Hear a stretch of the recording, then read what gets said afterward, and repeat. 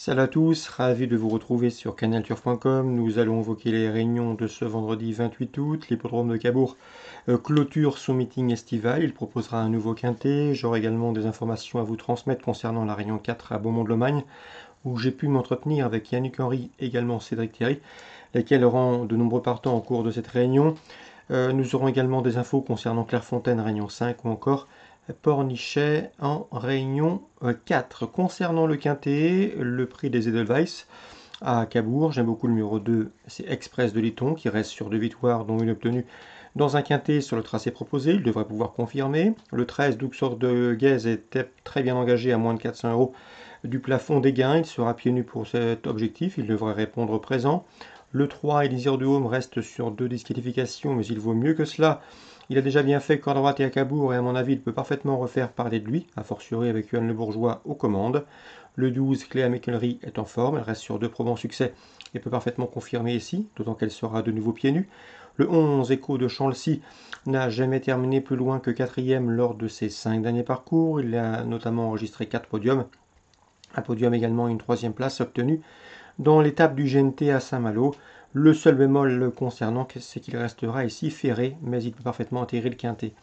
Le 1, c'est Éminent d'Orgère, qui est efficace corde droite, qui sait finir vite, il peut venir corser les rapports. Pour les amateurs de combinaisons élargies et de champs réduits, pourquoi pas tenter le 8 Cœur de Loup, qui n'a pas gagné depuis le mois d'avril 2019, mais qui possède en une 13-7 le meilleur chrono du peloton sur ce parcours.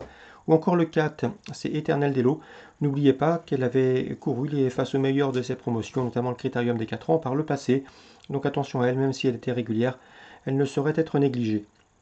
On résume tout ça en chiffres pour ce quintet du vendredi 28 août. 2, 13, 3, 12, devant le 11, le 1, le 8 et le 4. Suite du programme, la 4e, j'aime beaucoup, le 412, Gypsy Les Caillons, qui est une bonne droitière, qui reste sur de bons résultats, elle devrait pouvoir confirmer.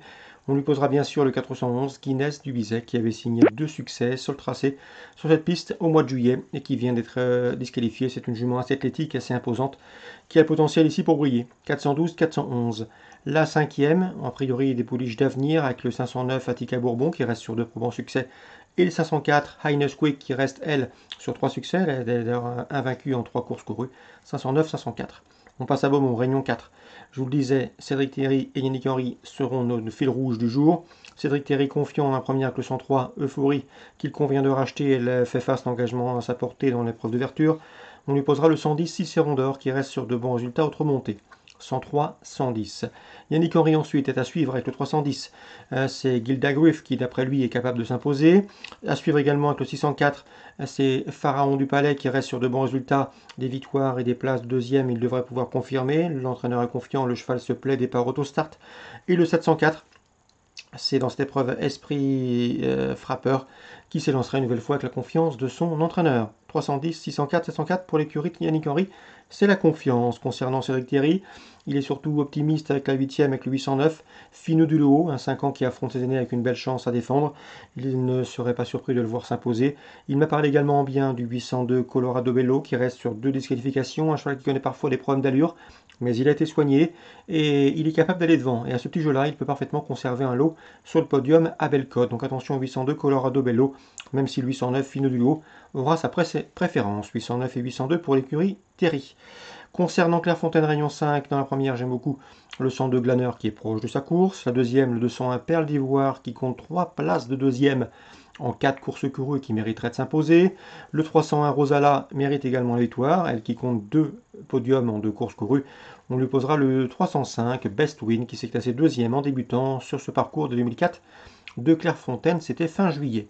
102, 201, 301, 305 pour les infos de Clairefontaine Réunion 5.